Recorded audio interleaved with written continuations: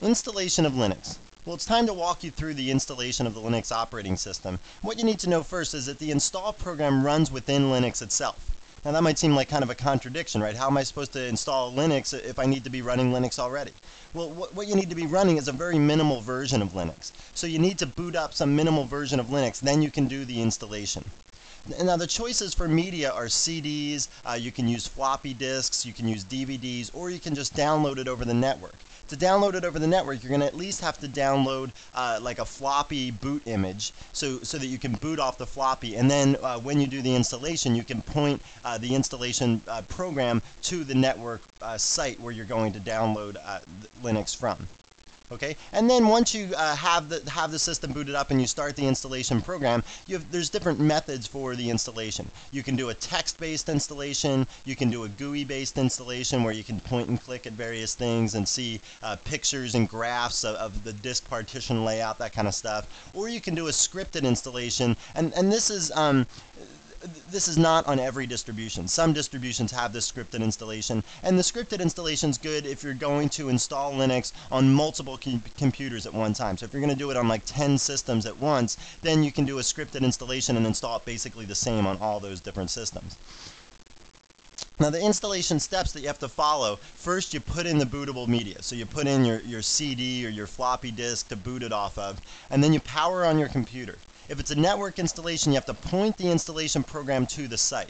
Now something I want to note with this network installation is, when I say a network installation, it could be, you're getting it off some site via like FTP or HTTP or something like that. You're using the web to do this. Or you could be working over like some local area network. Maybe the computer that you're installing it on doesn't have a CD drive, but some other computer in your office does have a CD drive. So you could put the CD in that other computer, do a network installation, and just point this computer to that computer and use the CD off that computer. The network installations are definitely the trickiest sort of installations. They, if the network goes down, you've got to start all over, and it's just a little bit trickier. You've got to enter more information. So the network installation is probably not for the novice user. Okay, if you've already used Linux before, then a network install can work perfectly fine. So if you're not doing a network install, you get to choose between a text-based installation program or a GUI-based installation program. Let me just go back to that previous slide here. So if you think you don't want to spend money to buy a CD or something like that, I showed you before where you can download CD images and burn them. If you don't have a fast network connection or a CD burner, that's not going to work for you. But on that same site where I showed you where you could download CD images, like linuxiso.org it was called. You can also buy distributions, like CD distributions, very bare bones distributions with no manuals for like $2, okay, or $3 or something like that. So this is a good option, even if you don't want to spend a lot of money. $3 is not that much of an investment for an operating system, you have to admit. So if you think you just want to do it for free and do it over the network, and you're a novice, that might not be the way to go, and it might be better to get one of those $3 bare bones distributions to start with. Okay, so that's our installation procedure. We're going to put in a bootable media. I'm going to boot it off CD, and we're going to boot Red Hat Linux. I'll power on the computer, and then I'll walk you through the process. I'll actually do a text-based installation just because I think that's more standard. Your video card might not support a GUI-based installation, so I'll just walk you through the text-based installation. The GUI-based installation is basically the same. You're just going to be able to point and click instead of using the up arrow and down arrow to do selections, that kind of stuff. So let's get started. So once I put the CD into my computer and I power it on, this is the very first screen that I see. If I want to install Red Hat Linux in graphical mode, I can just hit enter here. If I want to install in text mode, I'll type text and it'll show up down here at the boot prompt, and again I hit enter to do a text mode installation. We're going to do a text mode installation just because every version of Linux comes with a text mode installation. Text mode will work no matter what kind of video card you have, okay? And you can follow right along. If you want to do a graphical mode installation and follow right along, you can, because the information that we enter is going to be exactly the same. The only difference references the interface.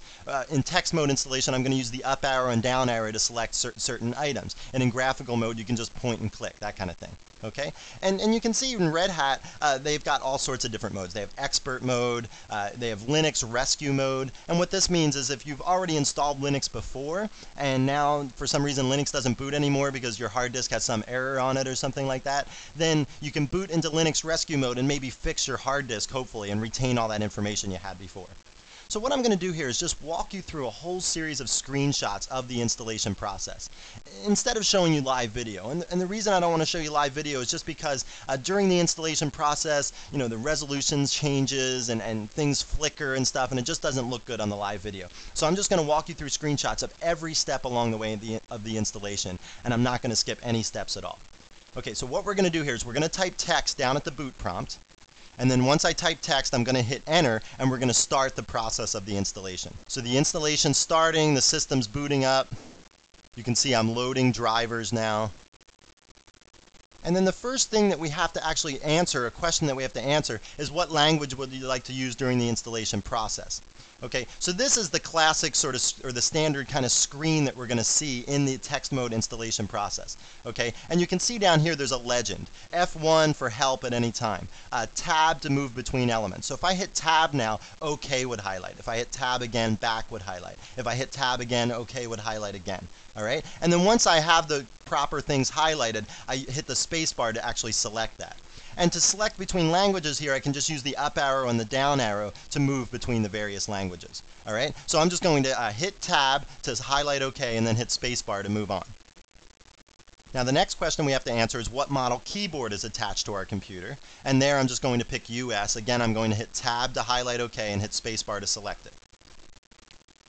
And now I have to choose what model mouse is attached to my computer. Okay, I'm going to choose just generic 3-button mouse. And that works fine for any 3-button mouse. And like I said before, you know, it's good to have a 3-button mouse with Linux just because Linux makes use of all 3 mouse buttons. If you only have a 2-button mouse, you can choose one of the various generic 2-button mouses here for whatever kind of connection you have to your computer, whether it's a PS2 connection, those little round plugs, or USB, the flat kind of plugs, or the serial connection, which is pretty old and you probably don't have that one. If you want to choose your actual brand of mouse, you can scroll down and choose Logitech or whatever kind of mouse you have. If you do have a 2-button mouse, you know, choose whatever one you want, but make sure you highlight or select the emulate 3 buttons here. Highlight that and then hit spacebar to select it, and then tab down to OK and hit spacebar again to move on.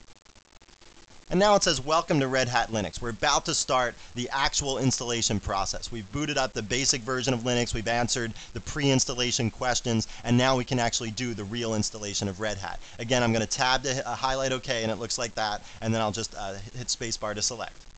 The next question that's asked of us is, what type of system would you like to install? So we can do a workstation installation for some kind of a desktop computer. We can do a server installation, obviously, for a server. We can do a laptop installation, obviously, for a laptop. And installing Linux on a laptop is a little tricky, and there's some special nuances there that you have to worry about, and the laptop installation is going to guide you through those. And then there's a custom installation and an upgrade existing system installation.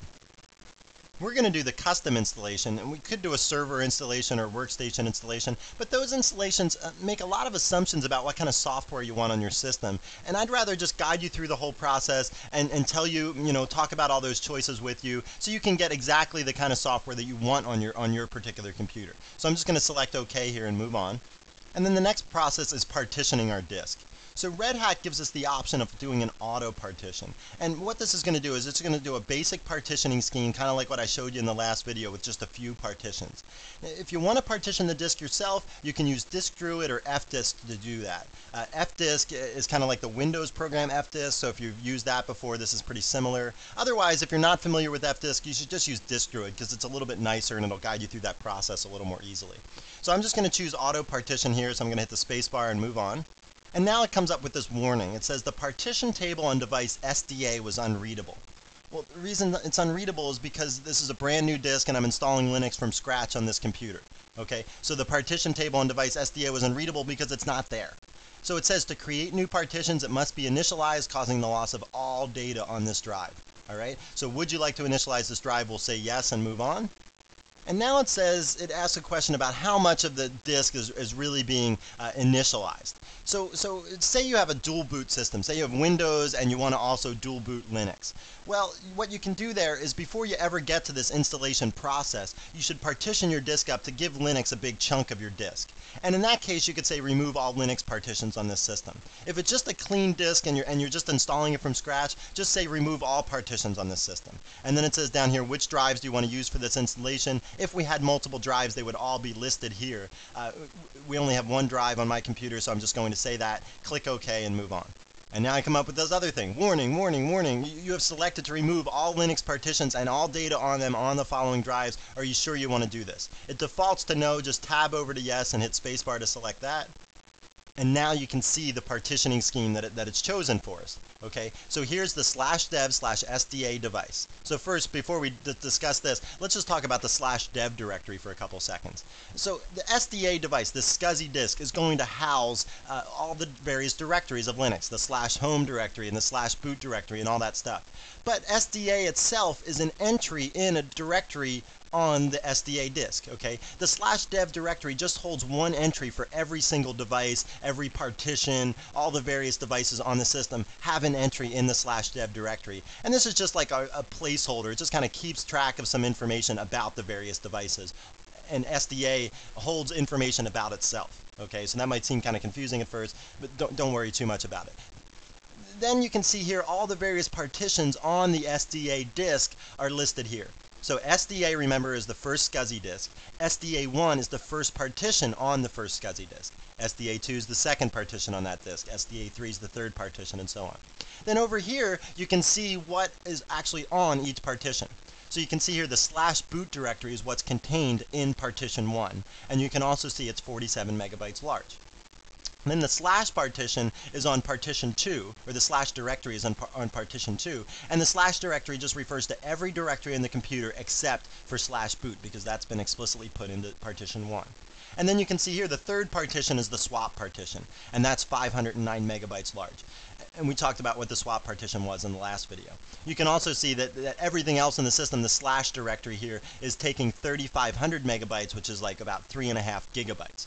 Okay, so there's our partitioning scheme. If it's okay, you can just select OK and move on. If you want to edit something there, you can do that. If you want to go back and just do the partitioning yourself, if you decided after you see this you don't like it and you want to do it yourself, you can hit back and go back and do it yourself. All right, so there's the partitioning scheme that we're going to use. I'm just going to click OK and move on. The next question it asks us is, which bootloader would you like to use? The default bootloader for Red Hat is the GRUB bootloader, which just stands for the Grand Unified Bootloader. That's a good acronym. And this is the default for Red Hat. That works perfectly well. You could also use Lilo as your bootloader. We're going to talk about Lilo in a later video, but for right now I'm just going to use GRUB and move on here. Then it says, where do you want to install the bootloader? One choice is the master boot record. If you're just booting Linux on your system, if that's the only operating system on your computer, then the master boot record's the place to put it. If you're going to dual boot various operating systems, then you can put it in the first sector of the boot partition, and when you turn on your computer, you'll have a choice of what operating system you boot. And then if you choose Linux, then it's going to go to the first sector of the boot partition and boot from there.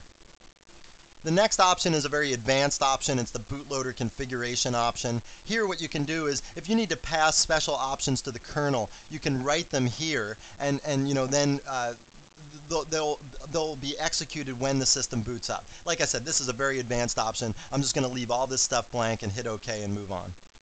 And now we've got our bootloader configuration screen. Basically, if you have multiple operating systems, you can list them out here, so then when your system starts up, you can choose between any of these operating systems to boot.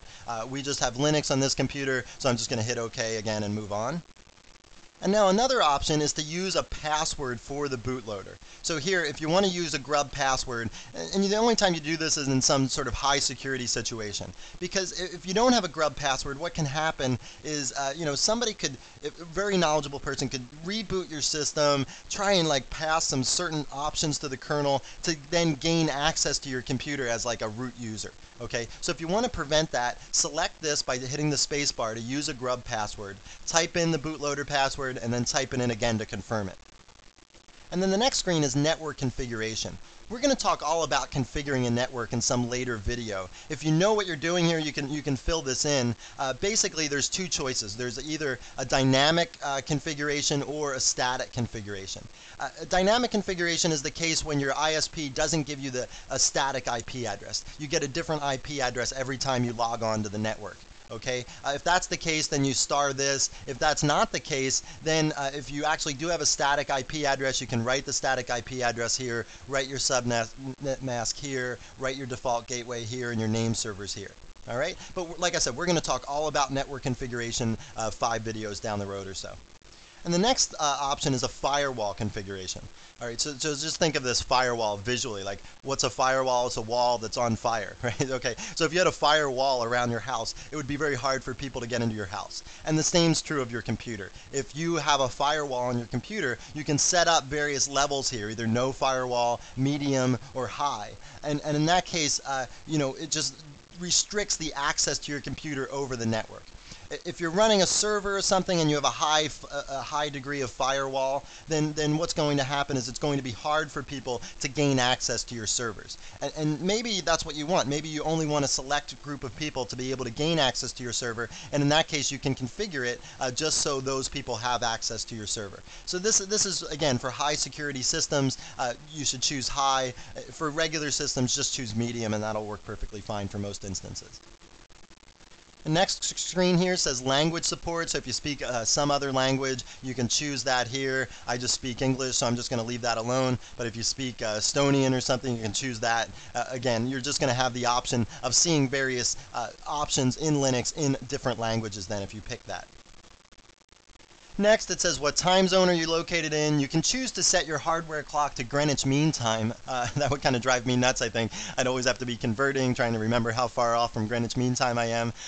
Instead, I'm just going to scroll down the list here, and I get to America, Vancouver. So America is North and South America. When you see a city that you think is in your time zone, and Vancouver, British Columbia is in my time zone here in Seattle, so I'm just going to pick that one. And the next screen is asking us to pick a root password. The root password is essential for system security. Since the root account has all the privileges on the system, you don't want somebody to be able to get into that account. So pick a root password that's going to be really, really hard to guess. Upper and lowercase letters should be in the root password. Some symbols like an exclamation mark should be in there, or numbers, you know, should be in there. Okay, and it should just be really, really hard to guess for a normal person, and also for password guessing programs that are out there. There's password guessing programs that go through every word in the dictionary and mix the letters around. They put capital letters in there and stuff. So it should just be really hard to guess. It should have some numbers and symbols in there, like I said. What some people do is they take two words. They take the beginning of one word and the end of the other word. And then they turn letters like L's into the number 1 or an exclamation mark or something. They turn A's into the @ sign that we always use in emails. Okay, so just to mix it up, to make it hard for some automatic program to guess it. So I'm going to fill in these fields. I'm going to type in my password, and I'm going to type it in again to confirm it. And you can see here that it's just all stars. So somebody looking over my shoulder wouldn't be able to tell what I just typed in. And I'm going to select OK to move forward. And now it's asking us to add a normal user account. You can log in as the root user, but you should always have a normal user account that you do most of your normal day-to-day stuff on. You send email and browse the web as your normal user account. Even if this is your own personal system, you should have a normal user account to do that day-to-day stuff. So I'm going to fill these fields in, and you can see here I've given myself a user ID of Perry, I've given myself a password, and I typed it in again to confirm it, and then I just typed my full name. Okay, so there's the information that needs to create a user account. I'm going to select OK to move forward. And now this is the user account setup page. It tells me what accounts I've added already. If I want to add more accounts, I can select add here, but I'll show you how to add more accounts later when we talk about user administration in Linux. You'll be able to add all the accounts that you want to. For right now, I'm just going to select OK to move forward. And now this page is all about authentication configuration. The first two things here have been selected by Red Hat already. Use shadow passwords and enable MD5 passwords. We'll talk about this more when we talk about user administration, but for right now, let me just tell you that shadow passwords, what that means is that the passwords are going to be stored in a separate file all by themselves. And enable MD5 password says that those passwords that are stored in the shadow file are encrypted by the MD5 hash function.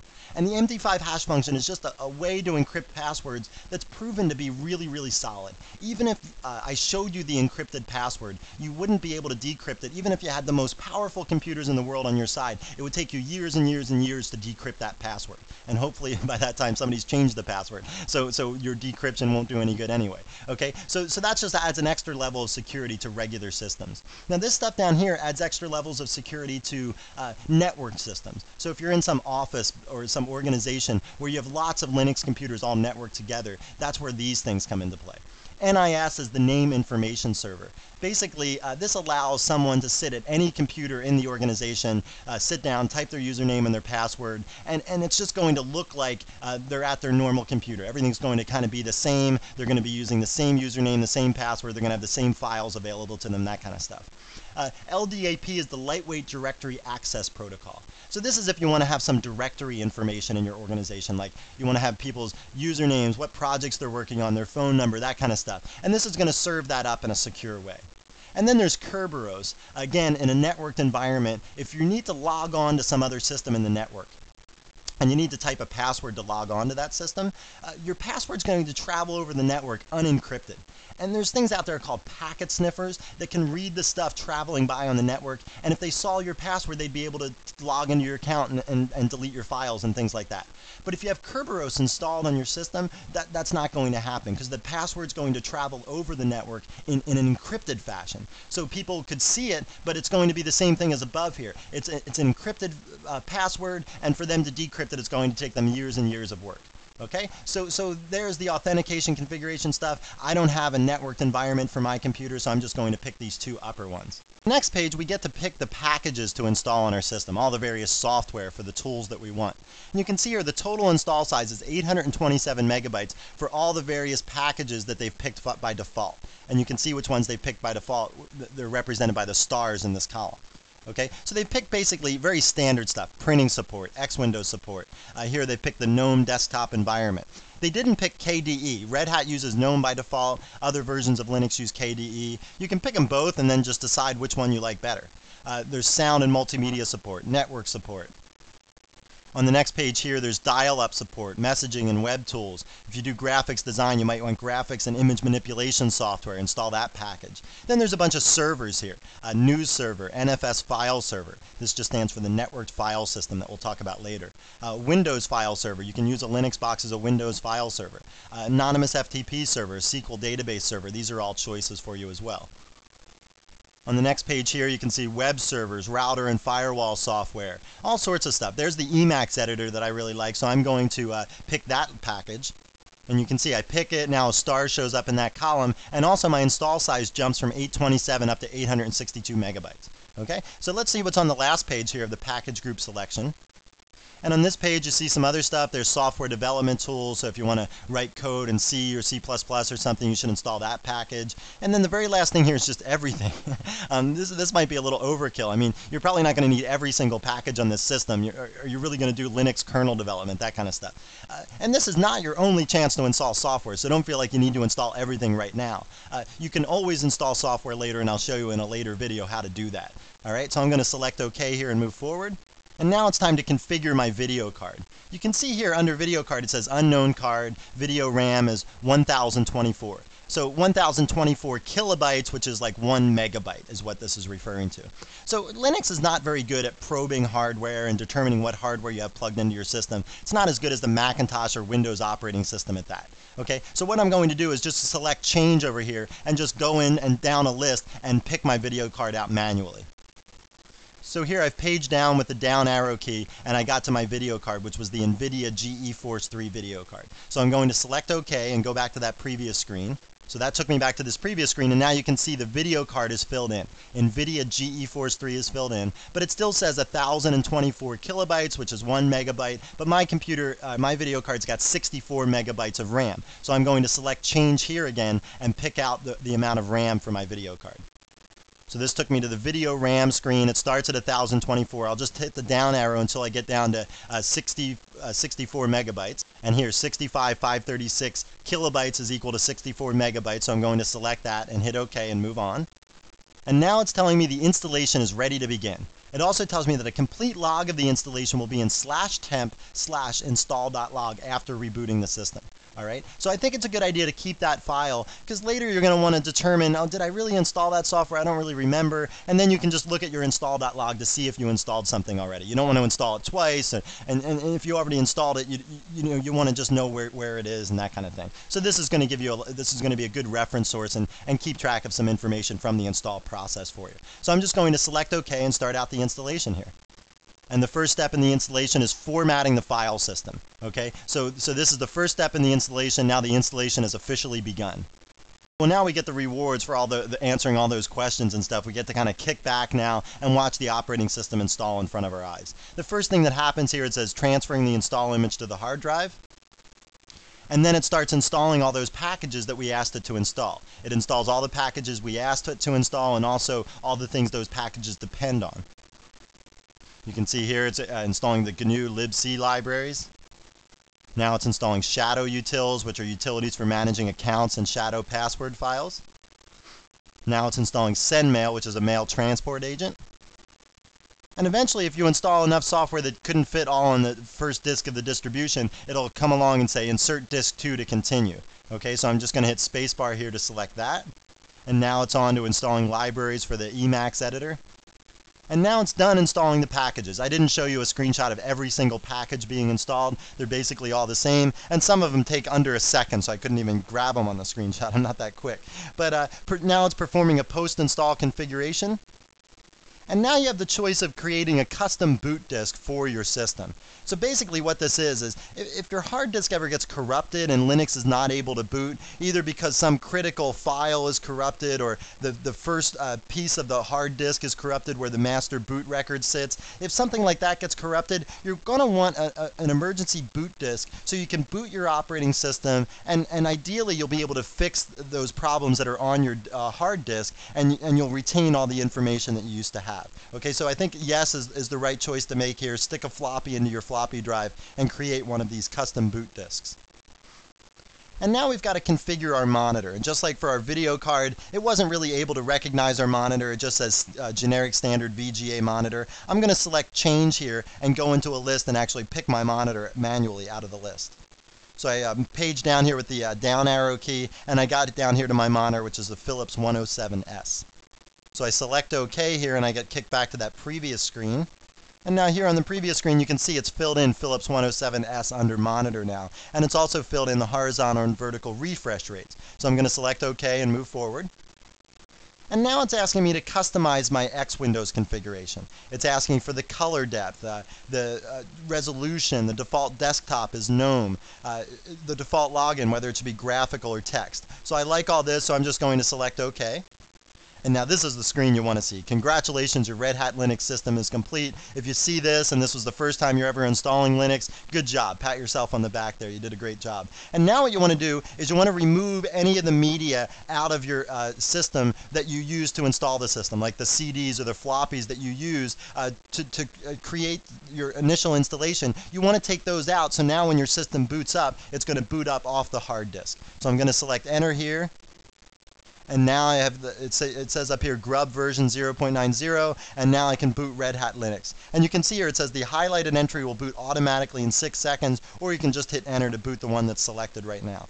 And now the system's booting up, and we're getting messages from the system boot process. More things are booting up. You can see various things as they come up, mounting the proc file system, activating the swap partition. Everything that says OK here has come up successfully. And you can just see more and more stuff is saying OK as we work down.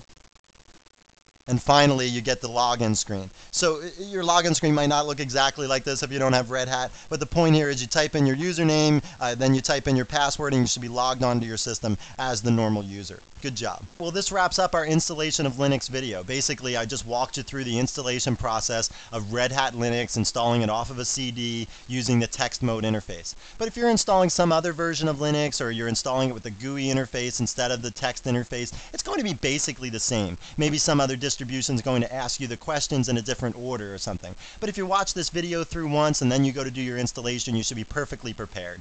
And the text mode interface is what I was showing you here, but you know, the graphical interface interface is going to be pretty simple, and it's going to, like I said, all the questions are going to be the same, just the interface is going to be different, but it's going to be simple enough that you'll be able to pick it up right away. Well, good job installing Linux if you've already done it. If not, good luck installing it, and I hope you found this nugget informative, and thanks for viewing.